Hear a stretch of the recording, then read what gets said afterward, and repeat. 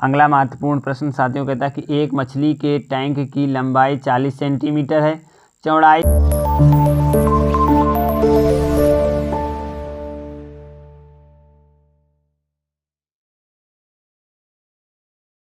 60 centimetre है तथा ऊंचाई 50 सेंटीमीटर है। इसमें 50 लीटर पानी भरा है। इस टैंक को पानी से पूरा भरने के लिए कितने लीटर पानी और डालना पड़ेगा?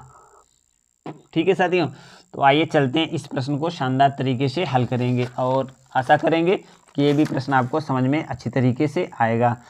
कह रहे हैं कि एक मछली टैंक की पहले लंबाई दी साथियों, सबसे पहले लिखेंगे हल, और हल में दिया है वो लिखेंगे। क्या क्या दिया है? सबसे पहले लिखेंगे दिया है। तो दिया है में साथियों सबसे पहले लंबाई दी है टैंक की, तो यहाँ लिखेंगे टैंक की लंबाई कितनी दी है साथियों? टैंक की लंबाई यहाँ पे दी है 40 सेंटीमीटर। इसके बाद चौड़ाई भी दी है, तो चौड़ाई लिख लेंगे, चौड़ाई इक्वल टू 60 सेंटीमीटर। इसके बाद ऊंचाई भी दी है, तो ऊंचाई भी लिख लेंगे। ऊंचाई साथियों कितनी दी है? ऊंचाई यहाँ पर दी है 50 सेंटीमीटर। इसमें कितने लीटर? 50 लीटर पानी है भरा है। तो सबसे पहले इसका निकालेंगे आयतन। क्या निकालेंगे? टैंक का आयतन। टैंक का आयतन कितना? 40 गुणे 60 गुणे 50, तो कितना आएगा? 3 जीरो तो साथियों पहले लग जाएंगे क्योंकि सभी के अंत में जीरो। अब इनका गुणा कर लेंगे, 6 पंचे 30 और तिचौक 30, तो ये हो गए, और तिचौक 12 और एक जीरो है ना, 30 था इसलिए। तो कितना आ गया? इकाई, दाई, सैकड़ा, हजार, 10,000, लाख, 1,20,000 आया इसका आयतन सेंटीमीटर में। अब आपको मालूम होना चाहिए, क्या मालूम होना चाहिए? इसमें कितना लीटर पानी भरा है? 50 लीटर पानी पहले ही से भरा है। ठीक है, तो एक मालूम होना चाहिए कि 1 घन मीटर में पानी 1,000 लीटर आता है।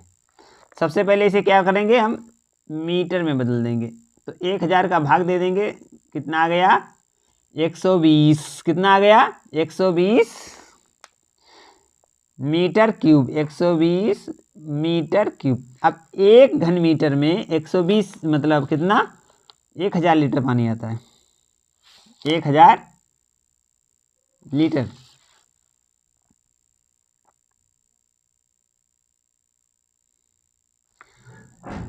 पाँच छक्का 30, 120 मीटर स्क्वायर।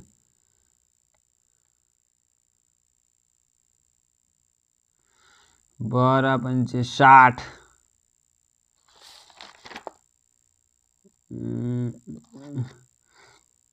4 गुणे 5, 6 गुणे 5, 4 गुणे 5 गुणे 6, 4 5 6। ठीक है, ठीक है। तो अब यहाँ पे 50 लीटर पहले से भरा है, तो टोटल पानी कितना आ जाएगा?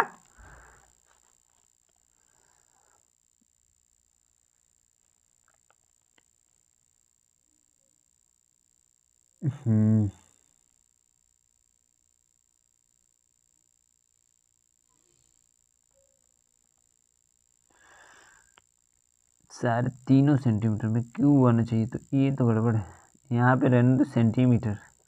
1,20,000 सेंटीमीटर और 1 घन मीटर में 1,000 लीटर, तो 1,000 का जब हम भाग दे दें तो 120 लीटर पानी आ जाएगा। कितना?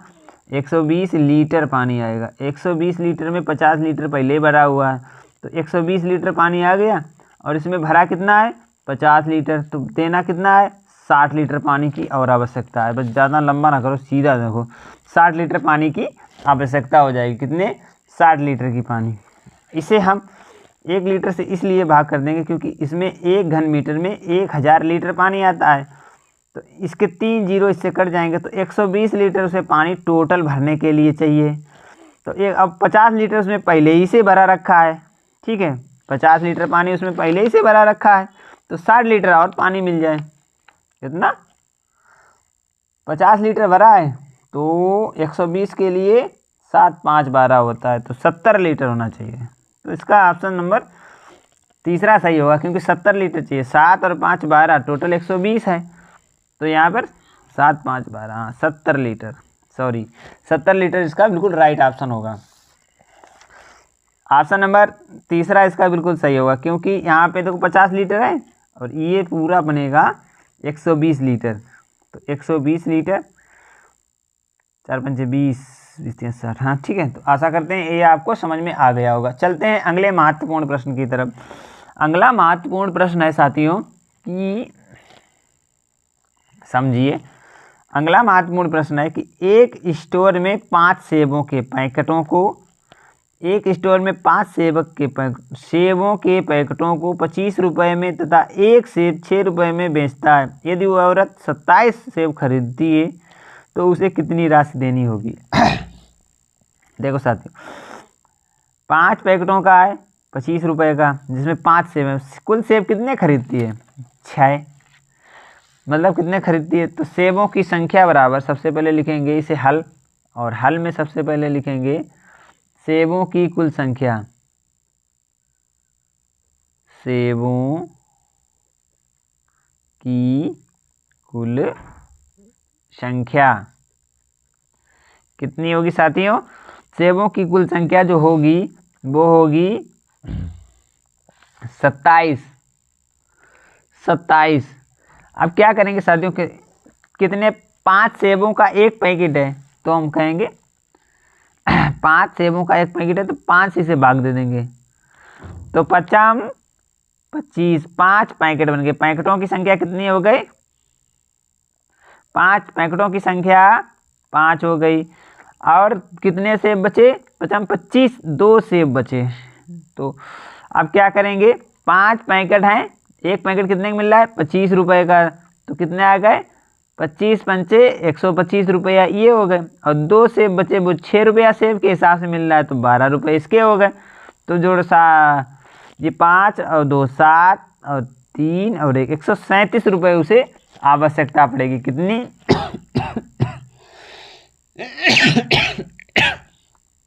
साथियों 137 रुपये अगर उसे देने पड़ेंगे। तो ऑप्शन नंबर तीसरा इसके लिए बिल्कुल सही होगा, और आशा करते हैं आपको ये प्रश्न भी समझ में आ गया होगा, क्योंकि यहाँ पे पूछा गया था कि 5 सेबों को एक पैकेट को 25 रुपये में बेचेगा, और एक सेब वो 6 रुपये में बेचता है। 27 सेब, अब इसे हम 25, तो 5 पैकेट हो गए उसके पास जो कि 125 रुपये के हो गए, और 2 सेब हो गए 12 रुपये के, और 125 में 12 हम जोड़ेंगे तो 137 रुपये इसका राइट आंसर आ जाएगा। चलिए साथियों, अगले महत्वपूर्ण प्रश्न को शानदार तरीके से हल करेंगे। बहुत ही महत्वपूर्ण प्रश्न है।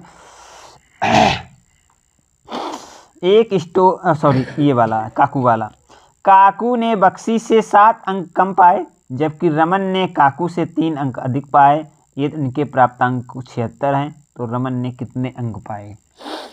आशा करते हैं साथियों इस प्रश्न को आप लोग शानदार तरीके से समझेंगे, और हम सही से आपको हल करने का प्रयास भी कराएंगे। सबसे पहले काकू ने बक्सी से 7 अंक कम पाए। किसने? बक्सी से। तो बक्सी के अंक हम मान लेंगे x। क्या करेंगे? जो बक्सी के अंक होंगे उन्हें हम मान लेंगे x। सबसे पहले लिखेंगे साथियों हल, और हल में लिखेंगे इसके बाद दिया है। तो दिया है बराबर क्या क्या दिया है इसे हम देखते हैं कि कह रहा है काकू ने बक्सी से 7 अंक कम पाए, तो हम मानेंगे बक्सी ने x अंक पाए। बक्सी ने कितने अंक पाए?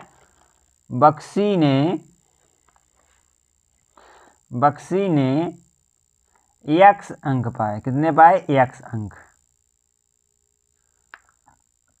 ठीक, कोई दिक्कत नहीं। अब वो कह रहा है कि काकू ने बक्सी ने x अंक पाए, तो काकू ने कितने पाए? 7 अंक कम पाए, तो x - 7 कितना? काकू ने कितने अंक पाए? x माइनस 7, क्योंकि इससे इतने 7 अंक कम पाए। ठीक है, तो कितने अंक पाए? 7 अंक कम पाए।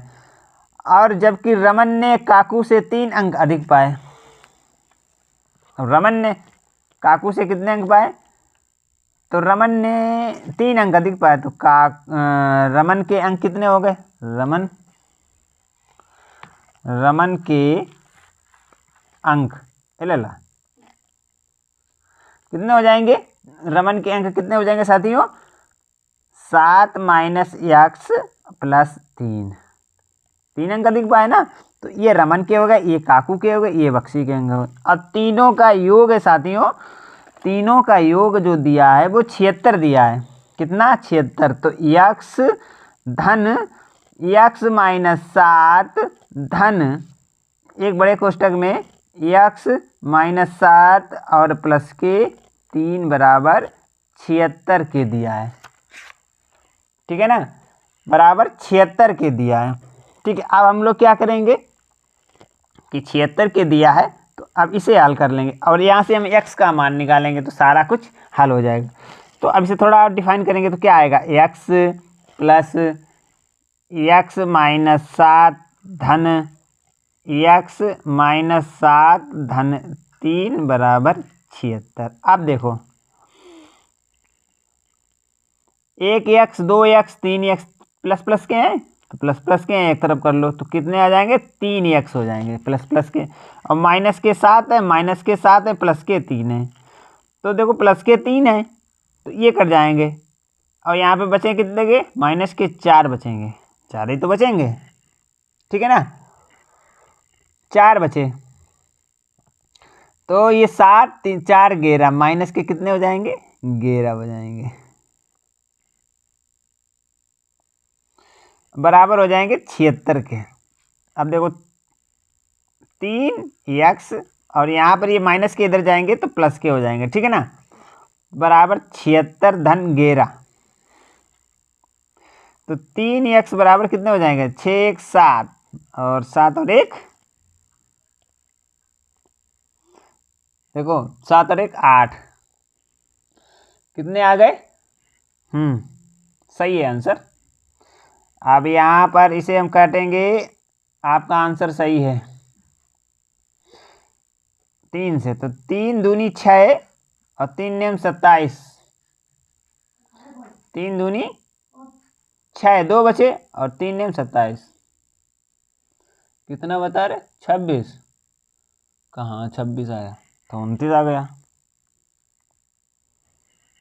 भाई। यहाँ पे हमने जोड़े 11, तो 6 1 7 7 1 8 87, 3 से काटेंगे 3 दूनी 6 होगा और यहाँ पर जो होगा 27 आ जाएगा, क्योंकि 6 2 8 होता है, 3 नेम 27 29 है।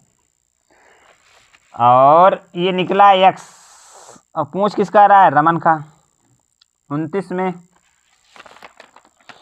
क्या पूछ रहा है? रमन के कितने अंक हैं?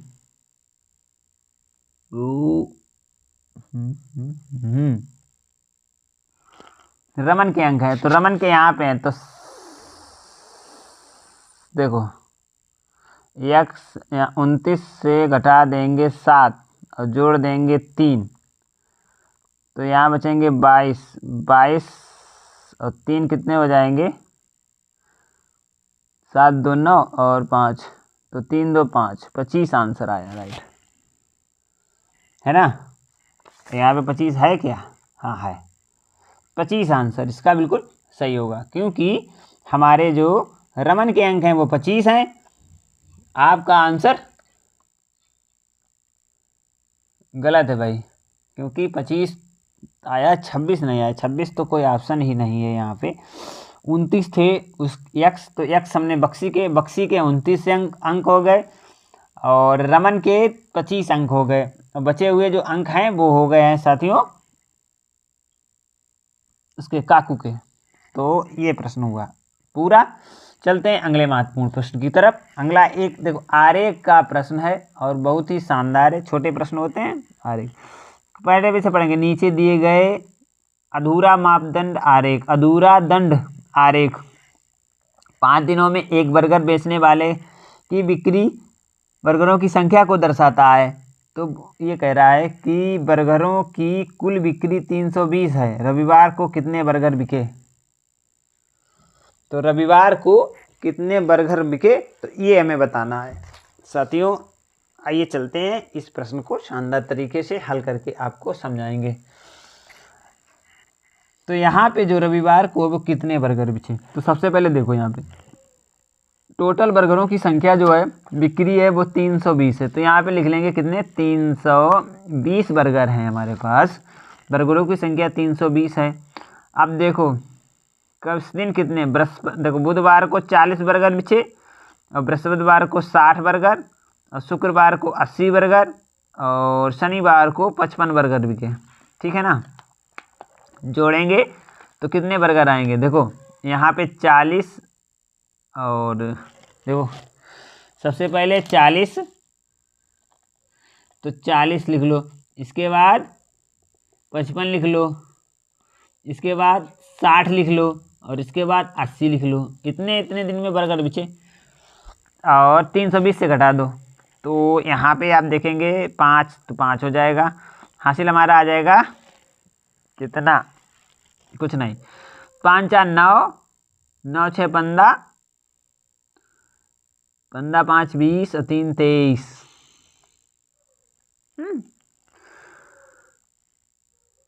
8 6 14, 14 और 5 19 4 23, सही है। 320 से घटाने पड़ेंगे, तो यहाँ से 10 आएगा, 10 से 5 जाएगा, 5 बचेगा, यहाँ बचेगा यहाँ 1, यहाँ लेंगे दाई, यहाँ होगा 12, 12 में से नहीं है भाई, यहाँ 11 बचेगा क्योंकि यहाँ से 1 चला गया, तो बचेगा 11 और 11 में से 3 जाएगा, तो 8 3 11, 85 बर्गर बचेंगे। कितने, 85 बर्गर। इसका ऑप्शन आप देख रहे होंगे, ए ऑप्शन सही होगा।